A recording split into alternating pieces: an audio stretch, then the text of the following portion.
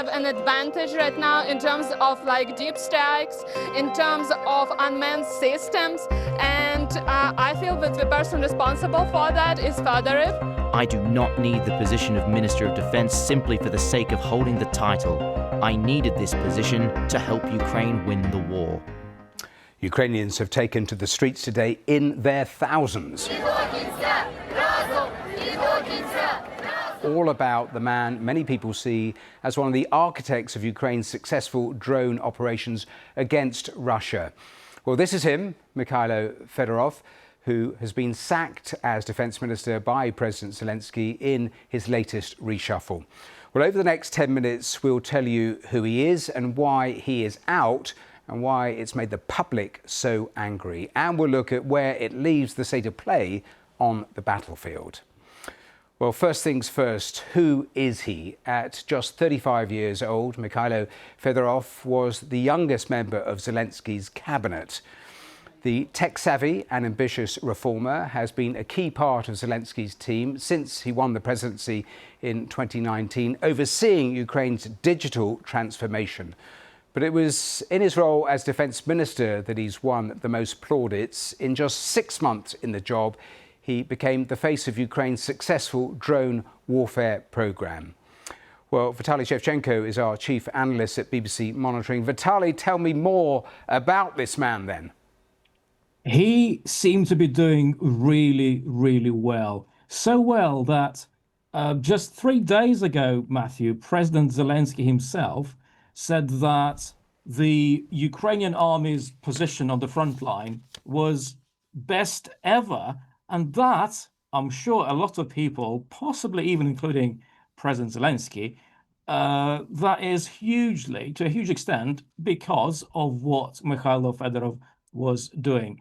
Young, very digital-minded, focused on drones, AI, cutting-edge technology. I'll give you just one example of what sort of person he was. When he was speaking at a news conference earlier today about his achievements, he listed one really big achievement that completely changed the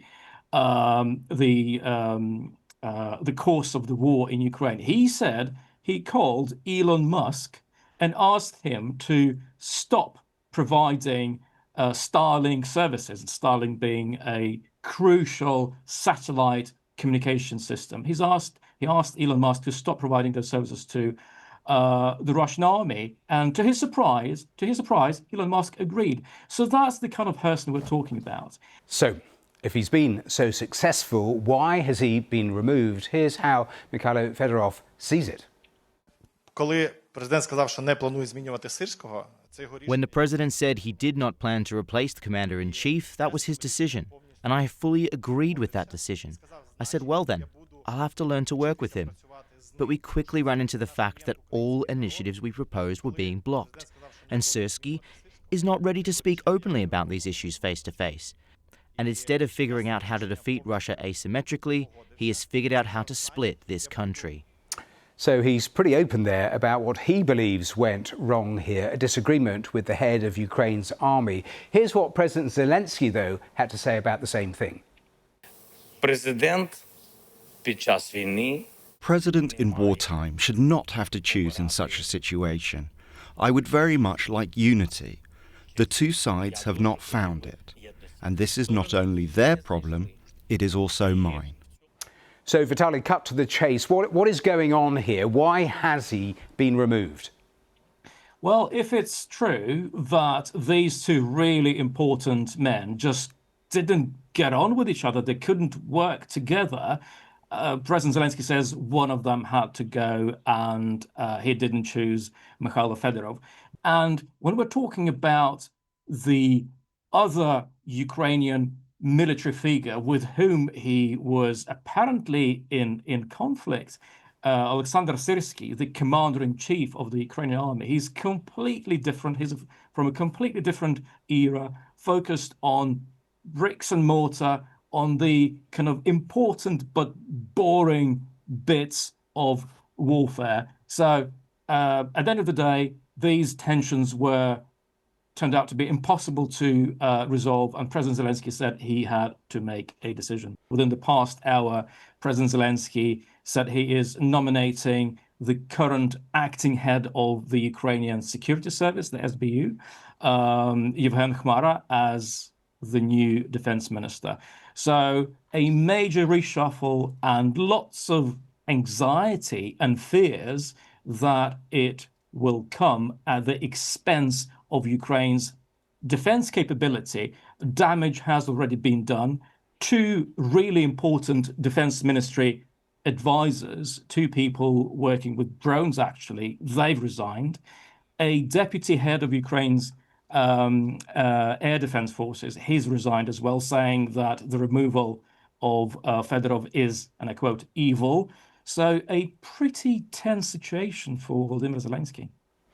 Well, the news of that removal instantly sparked a lot of anger on social media in Ukraine, which quickly turned into protests right across the country. In Odessa, hundreds of his supporters took to the streets, angry with that decision. And in the capital, Kyiv, hundreds more came out in support of the defence minister.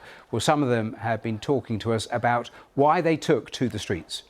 It's a decisive time for our country, and we really need to show up and show to our president that we really support our Minister of Defense. I'm not agree with the decision that our president made yesterday to dismiss him. Everyone could see that he had proper results that everyone was expecting. We have an advantage right now in terms of deep strikes, in terms of unmanned systems, and I feel that the person responsible for that is Fedorov.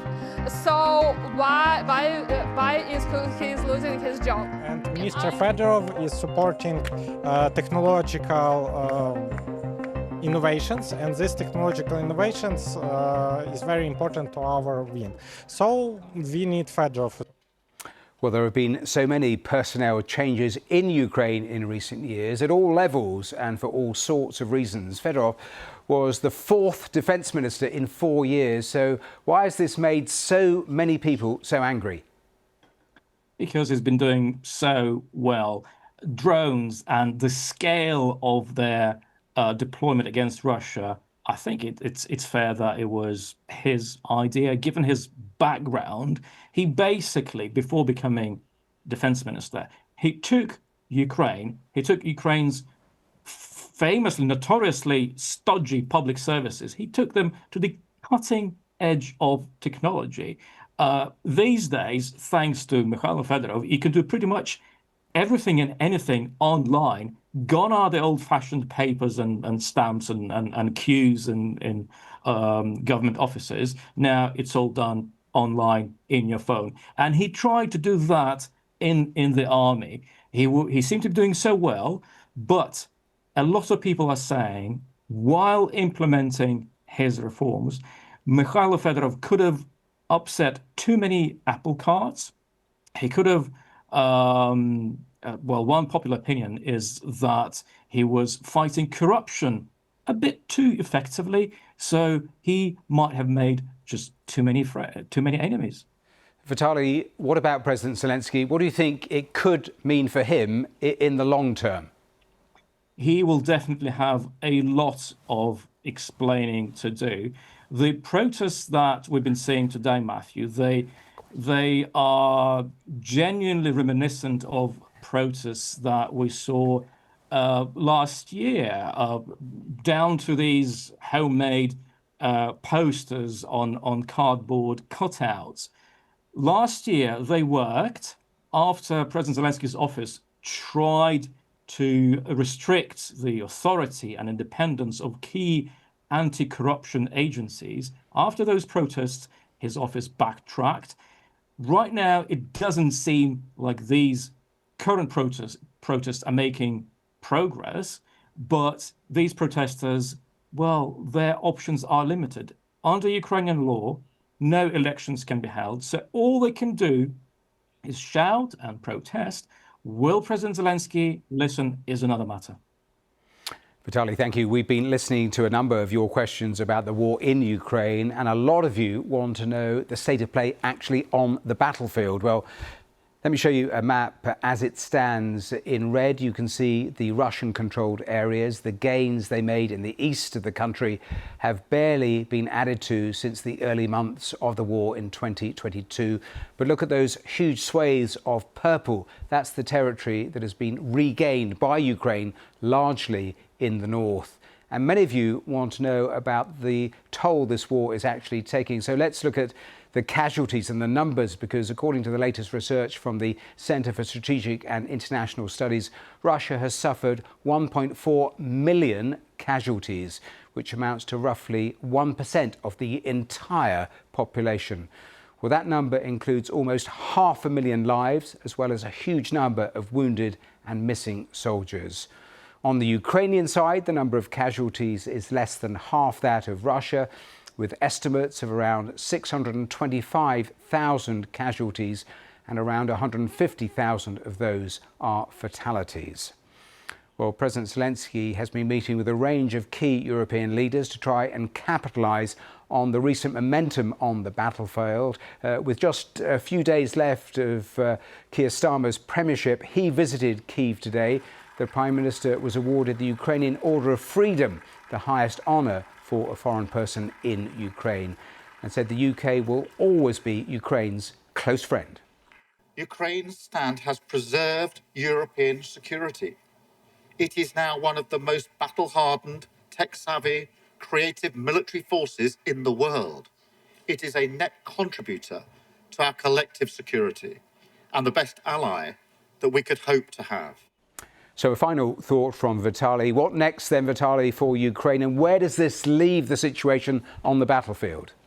Ukraine is weakened. And one example that Mykhailo Fedorov gave today was specifically the dynamics on the battlefield. He said that one particular unit commander using the call sign Flint was literally doing miracles on the front line in Zaporizhia region, where Ukrainian forces have recaptured a significant amount of territory.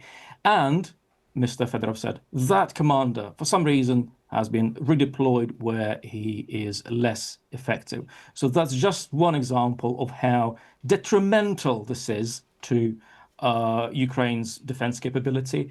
Add to this the resignations of key advisors, and also the general public skepticism about what's going on. And all of this means that Volodymyr Zelensky will have to do a lot to restore the Ukrainian public's trust in himself. Vitaly, thanks for taking us through all of that. And that is all you need to know about the removal of Ukraine's defence minister and what it means on the battlefield.